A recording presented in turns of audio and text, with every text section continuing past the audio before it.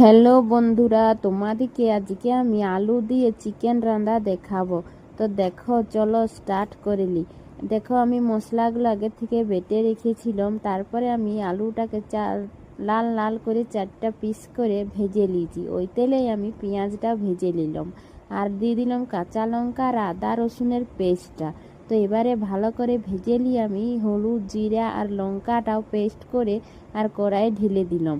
তো দেখো, এবারে আমি চিকেনটা দিয়ে দিচ্ছি। তো চিকেনটা ভালোভাবে নেড়ে চেড়ে এবারে একটু আমি স্বাদ মতো লবণটা যোগ করে দিচ্ছি।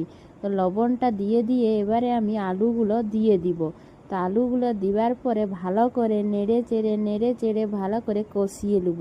তো যত ভালো কষাবে ততই ভালো টেস্টি হবে। তো এবারে আমি জল ঢেলে দিলাম। বেশ সুন্দর লাল লাল চিকেনটা ঝোল হয়েছে। তো বন্ধুরা জানাবে কেমন হয়েছে।